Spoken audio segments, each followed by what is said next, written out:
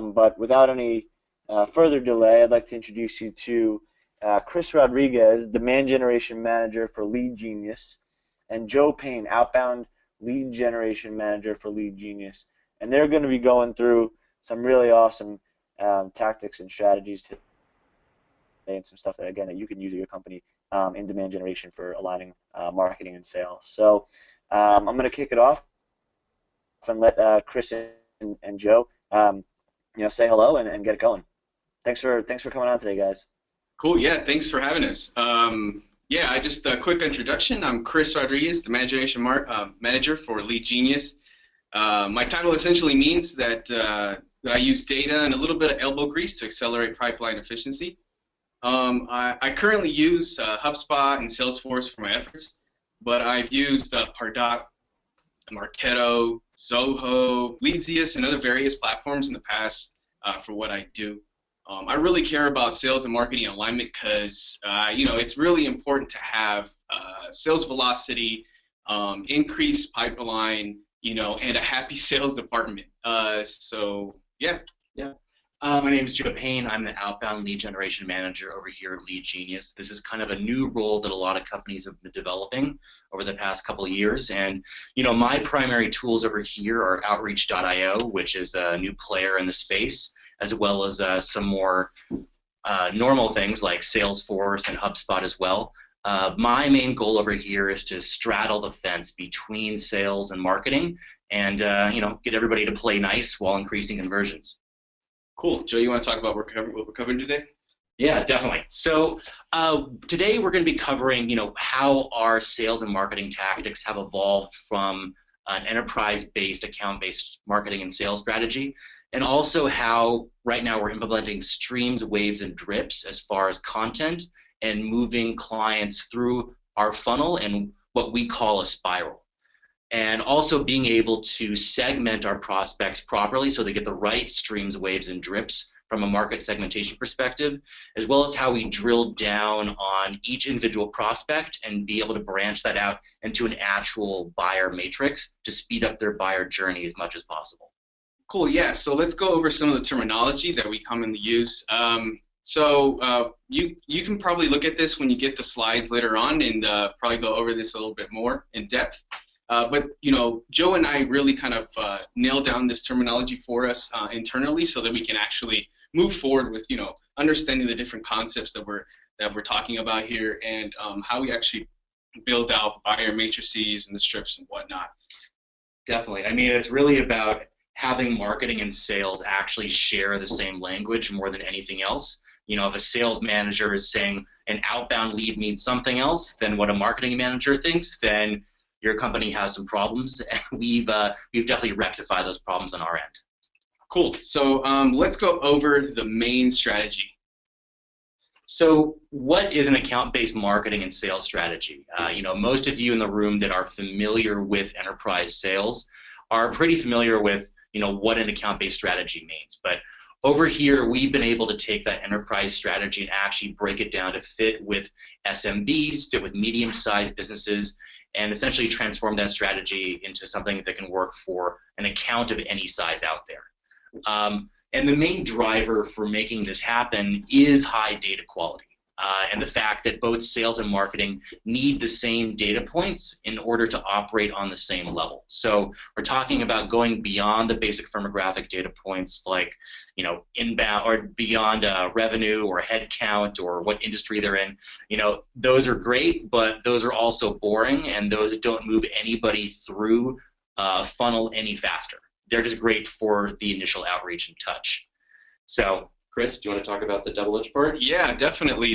The double-edged part of this strategy is really kind of mixing in your inbound and outbound strategy, so it works at different phases of the funnel. And you don't want to have it so it's only for a particular part of the funnel or for a particular segment of of a target demographic. It works hand in hand, and we'll kind of go over that a little bit more. So we like to put our inbound and outbound methods together using a common set of concepts. So let's go over that quickly. So first, the concept of drips. So this is something that most marketers are very familiar with. It's simple time-based emails that go out, like let's say messaging or content that might be involved in a newsletter, and it works out great. One of the things that's lost in this analogy is the idea of velocity. So that's where we use this new outbound tactics in order to really speed up the process and kind of use user behavior in order to trigger action, just as we would with firmographic information. So what I'm using over here on the sales side is I'm putting buyers into individual streams. We're talking about streams based off of that basic firmographic segmentation and going even to a higher level than that. So, for example, I'm reaching out to Google Partners right now, and I'm putting them into a Google Partners stream based off of their potential, what they're looking for a potential AdWords spend client to be. So that's an individual stream, and then based off of the actions that are happening with that particular client, whether it's the account executive trying to move them through the funnel or they interact with the website, that's going to trigger waves that are going to move them down the stream faster and faster, and ideally as fast as possible. And Max, I know that I get your content all the time. You're an expert at pushing content out to people. I'd love to hear your brief thoughts about your content strategy on your side. Yeah, so for Sales Hacker, it's a little bit different than if I was working at working on a SaaS company or something else that we were doing. But for our content, obviously, we use either posts, blog posts, webinars, our community, everything to drive people to our kind of down the funnel, which for us is either workshops, conferences, or in-person events. But yeah, I mean, there are a lot of different things you can do. It's the easiest way for us to, I don't know about get people into our funnel, but definitely work them through the funnel.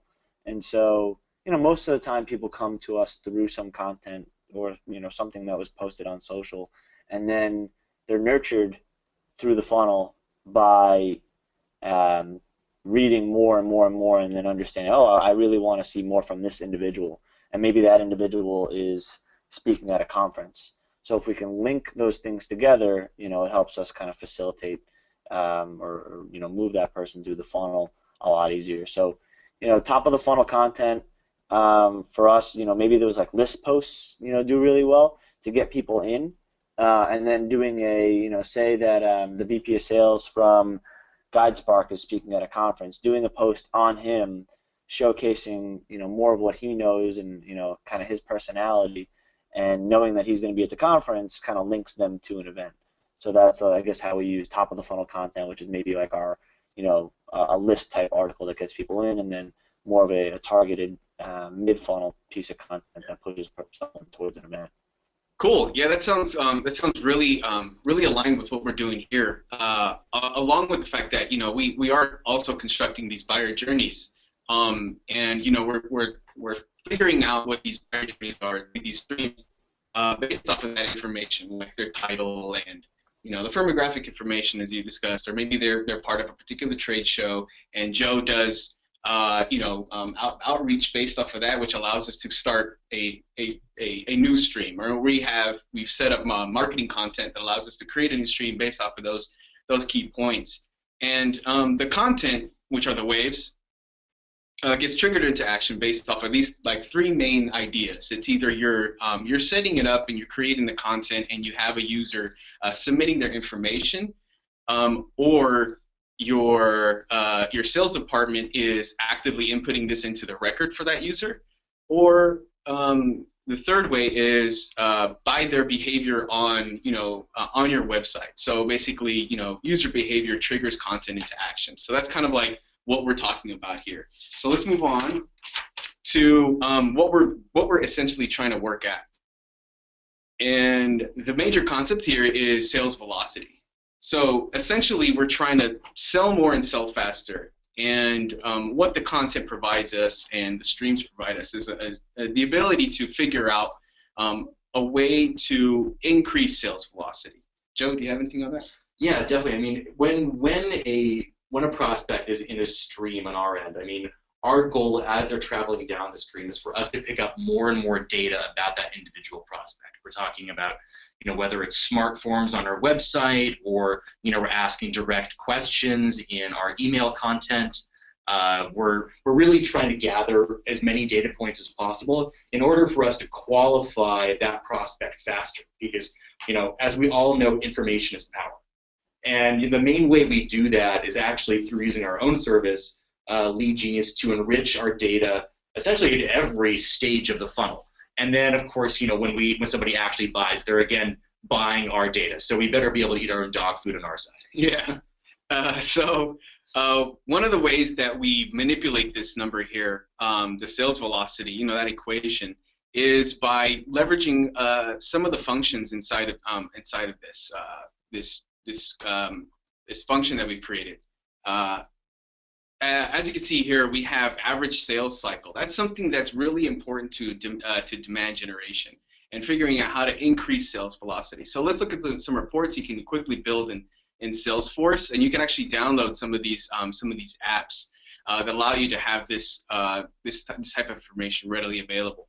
So here we have sales velocity kind of like built out based off of leads stage history and how long someone stays in a particular stage. As you can see here, one of these stages actually has leads that stay there a lot longer than the rest of them. So essentially what Joe and I would do is look at this stage and figure out what messaging is appropriate for this person, whether that's on the sales side or on the marketing side. What kind of content can we create to push people more through to the next stage, and how we can convert and close quicker. Yeah, so let's take a look at some of that content that we might be sending to them on the next slide. So this is kind of the basic overview of top of funnel, middle of funnel, and bottom of funnel content. And also I'm sure you're seeing there's a couple of overlaps here in terms of the kind of content you can send somebody. Ideally, a testimonial will be valuable at any point in time, but really the main goal behind having this content in action is that we've turned the funnel into a spiral, and like a downhill spiral, our main goal is picking up velocity and sending this content at the right time to the right person because we know who they are and we have that qualified information. Yeah, you can easily find this in just doing a quick Google search, and you'll find all the relevant content. There's plenty of blog posts out there that help you out creating the tactics involved, and it really comes down to aligning that with your user behavior and the data that you have. So let's look at the way that we put it together. So we have our own content here, and based off of those three major ways of delivering the content, as we talked about earlier in the earlier slides. A top of the funnel piece of content would be something like a newsletter that gets people involved and lets them know about other pieces of content that we might have available.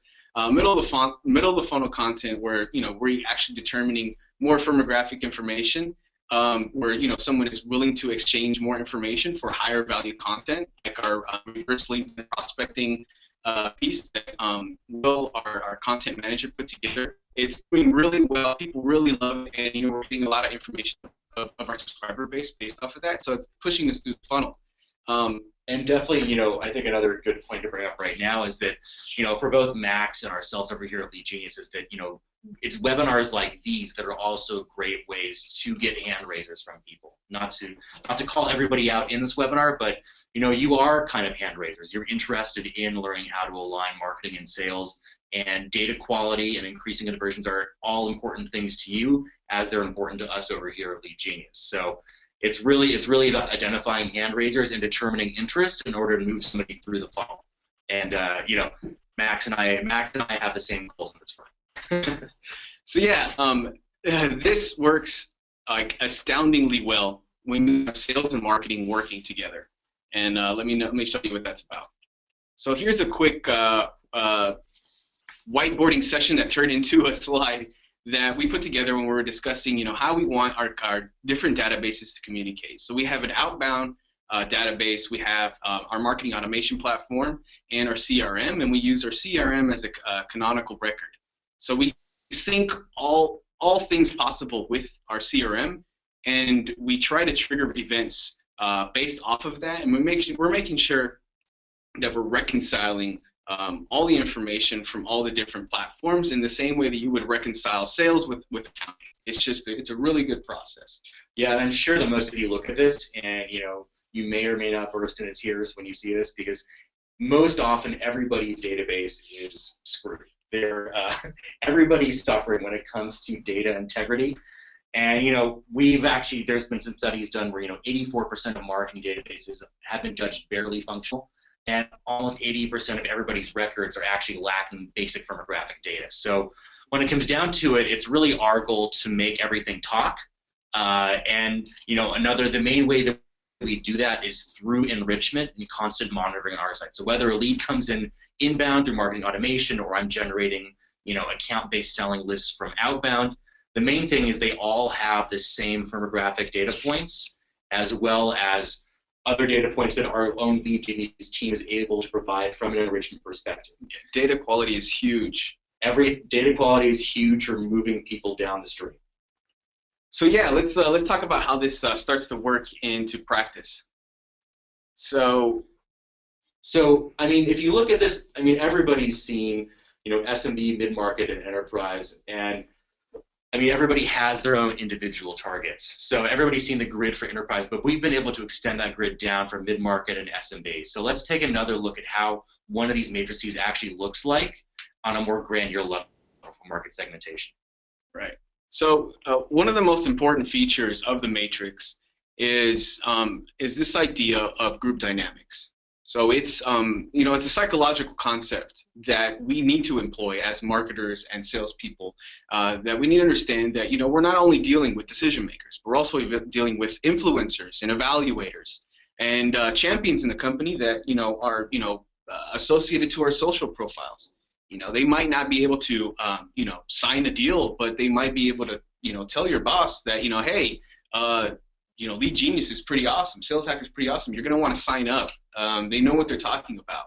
So the point is to go viral inside of an account, and by doing so, you're actually reducing your costs because you're targeting your messaging to an account. It's very important to remember that this is an ecosystem that you're dealing with, and not just individuals.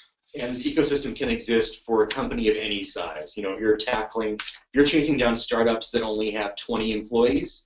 That CEO who will be the decision maker, he's still going to have champions in his organization that you should be running ads against, or you should be having them attend a webinar, or you should be sending ebooks to, as light touches to gain influence. Right.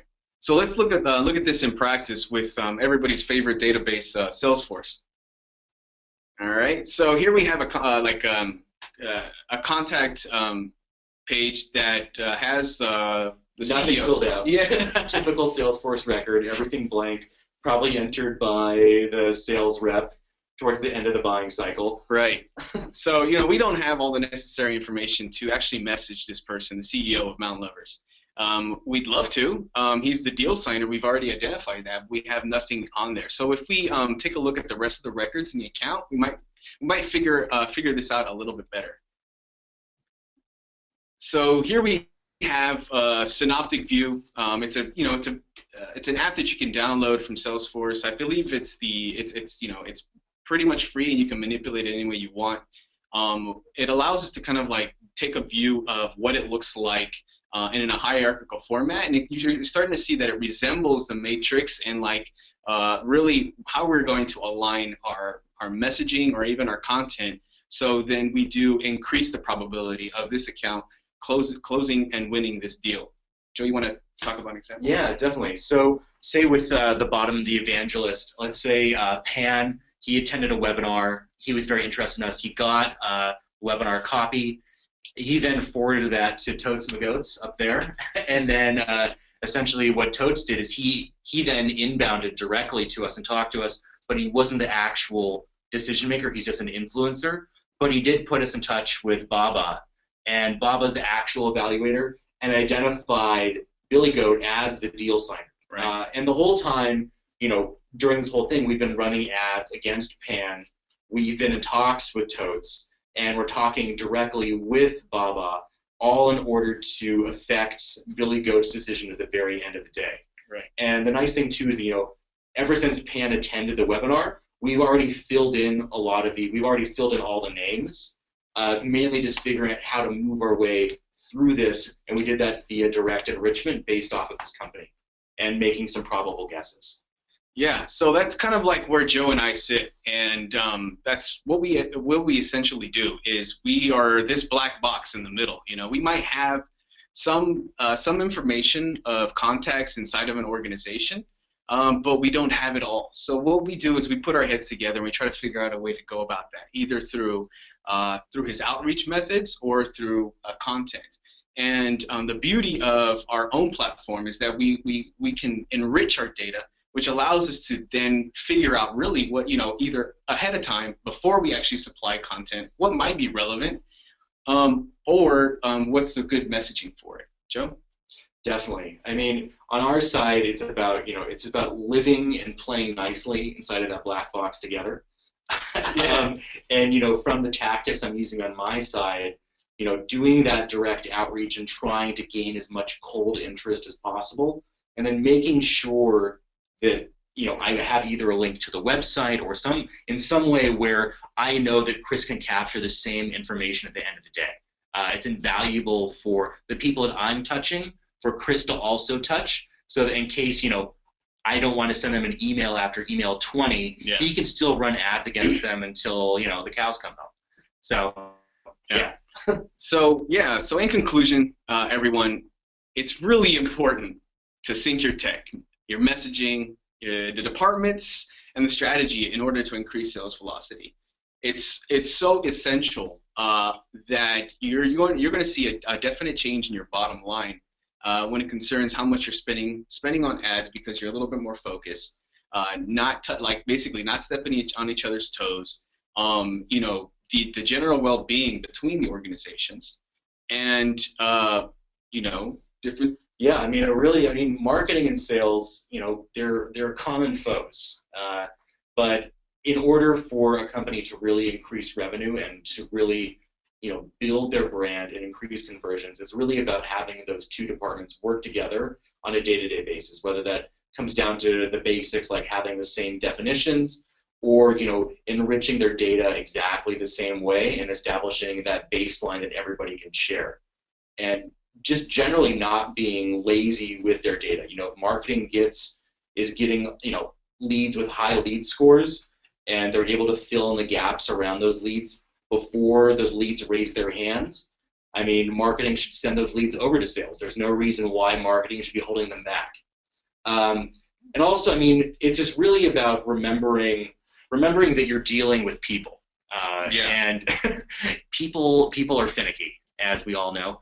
And just making sure that you understand the group dynamics of an organization, and you understand the movers and the shakers, and you're actually able to find your champion in the organization that can help usher you through.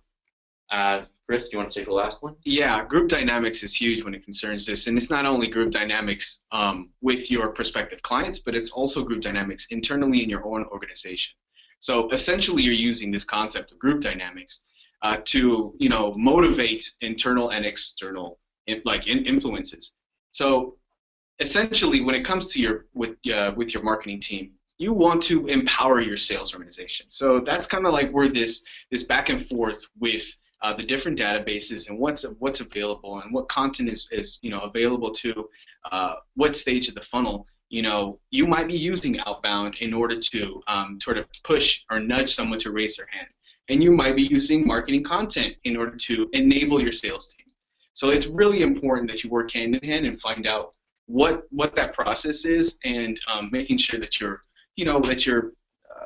caring about each other's organization. Yeah, I guess that kind of wraps it up on our side. Max, do you have anything you'd like to add to this before we hop into questions? Yeah, guys, that was great. Really great material, well delivered. I like the presentation was well laid out, and I think it was pretty easy to understand. Just a couple things for clarification. We go back up to tofu, mofu, bofu, top of the funnel, middle of the funnel, bottom of the funnel. Just to clarify for anybody who might have had that question, I think